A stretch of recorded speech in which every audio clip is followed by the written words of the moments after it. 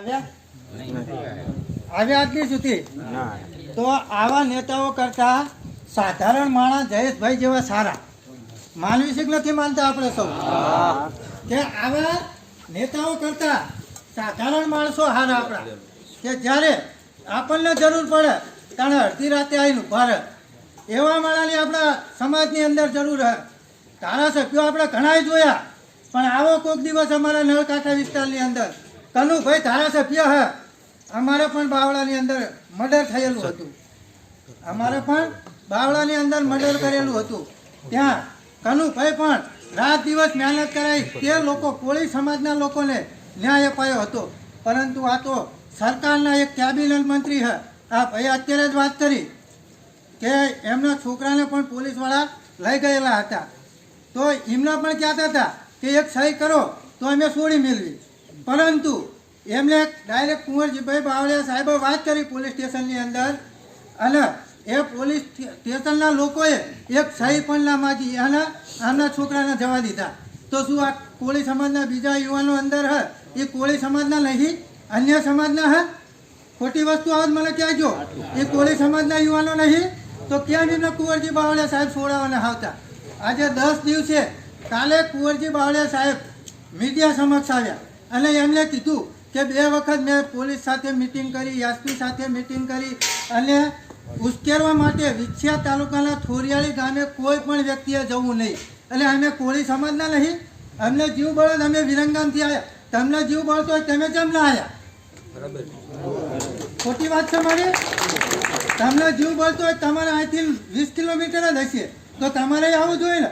આ દિવસ સુધી આ લોકોની મુલાકાત નથી લીધી અમને.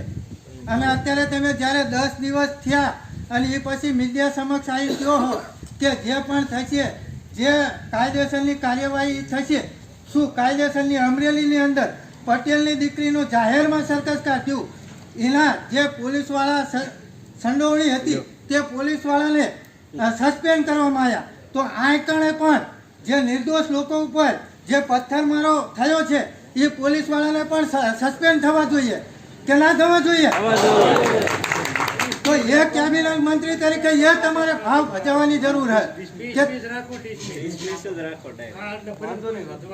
તમારે એ ભાવ ભજવવાની જરૂર છે. કારણ કે સરકાર તમારી છે, તમે ચાલુ સરકારના કેબિનેટ મંત્રી છો તો તમારે એની અંદર જઈ અને જે પણ આ નિર્દોષ લોકો ઉપર પથ્થરમારો થયો છે તો એના પણ પોલીસવાળા હોય કે ગમે તે હોય એ પણ સસ્પેન્ડ થવા જોઈએ.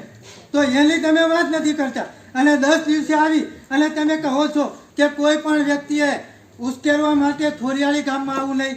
કેમ ભાઈ? અમે સમાજના વ્યક્તિઓ છીએ. સમાજના વ્યક્તિઓ ગમે ત્યાં 100 કિલોમીટર પણ જાય તો એ જે પણ વ્યક્તિ હોય એ ભાઈઓના ઘરે જઈને ભાણા માંડે છે કે નહીં? કે ભાઈઓ હોય એને એક દિલની અંદર ઉમ્મીદ જાગે છે કે આ મારો કોળી છે, આ મારો સમાજનો. ત્યાં જઈને હાલતા વ્યક્તિ પાણી પી લે, હાલતા વ્યક્તિ ખાઈ લે. કારણ શું? તો કે એ સમાજનો છે. 10 દિવસે મીડિયા સમક્ષ આવે કે કાયદેસરની કાર્યવાહી થશે. આ દિવસ તો તમે રોકાણા નથી. તો હવે પછી તમામ લોકોએ આપણે ધારાસભ્ય કેવો જોઈએ છે કે મુસીબતની અંદર આપણી પડખે આવીને ઉભો રહે, ના કે સરકારની ગુલામી કરે. આંગળી ઊંચા કરવાવાળા ધારાસભ્યની આપણે જરૂર નથી. આંગળી ઊંચા કરવાવાળા ધારાસભ્યની આપણે જરૂર નથી. આપણે કેવા ધારાસભ્યની જરૂર છે કે જ્યારે પણ મુસીબત હોય અને આપણી પડખે આવીને અડીખમ ઉભો રહે ને એવા ધારાસભ્યની જરૂર છે. કોઈ પક્ષ ના જોશો, સમાજ પડખે કયો વ્યક્તિ આવીને ઉભો રહે એ પક્ષ આપણા માટે સાચો. કોઈ પણ પક્ષ નહીં, ભાજપ, કોંગ્રેસ, આમ આદમી, કોઈ પક્ષ નહીં. સમાજ પડખે કોણ આવીને ઉભો રહે એની આપણે જરૂર છે. આ કેબિનેટ મંત્રી હા આજથી લગન ના બોલે ને હવે મીડિયા સમક્ષ પેલા કોણ એક ગોળ સોટાડવા આવ્યા તો એવાની આપણે જરૂર નથી. આપણે એવા આંગળી વાંચી કરે એવા સાંસદ સભ્ય, ધારાસભ્યની જરૂર નથી. પરંતુ જે આપણને આપણી સાથે અન્યાય થયો હોય, કોઈ બહેન દીકરી સાથે અન્યાય થયો હોય અને આપણી પડખાઈનું ભરે ને એવા ધારાસભ્ય, એવા સાંસદ સભ્યની જરૂર છે. એટલે આપણે સૌ જાગૃત જ છીએ. આપણી પડખાઈને કોણ ભર્યા એ આપણે સૌએ જોયું અને જાણ્યું. તો હવે આપણે નક્કી કરવાનું છે કે આપણા માટે કુના આપણે મત આલો ડોક્ટર બાબા સાહેબ આંબેડકરે મતનો અધિકાર શા માટે આપેલો છે કે રાજા બનવા માટે, કોઈ ગુલામ બનવા માટે નહીં. પરંતુ આપણી સમાજના અમુક આગેવાનો જે પોતાની ખુરશી બનાવવા માટે, બચાવવા માટે જે ટિકિટો માગે માટે જે ગુલામો બની ગયા ને એના હવે પાટું મારીને છેટા તગડો કે અમારે તમારી જરૂર નથી, અમારે અમારા સમાજના નેતાની જરૂર છે અને યુવાની જરૂર છે. જેમ કે આપણા જયેશભાઈ આપણી પડખાર તિરાતે આવીને ઊભા છે. ગમે ત્યારે મેં જયેશભાઈને ફોન કર્યો હશે, જયેશભાઈએ વ્યવસ્થિત જવાબ આપ્યો હશે અને સારું એવું માર્ગદર્શન આપ્યું હશે. આપણે આવા નેતાની જરૂર છે. એટલે હું તો એવું જ વ્યક્તિ અને એવું જ માનું છું, જેને કહું એને મોઢે કહું છું, ખોટું લાગે તો ઘડીક લગાડજો. પરંતુ આ ઘટના જે બની એની અંદર આપણે સૌ કોઈને જાણ મળી ગઈ કે આપણે કેવા વ્યક્તિને આપણે ચૂનેલો છે અને ખરી રીતે આપણે કેવા વ્યક્તિની જરૂર છે.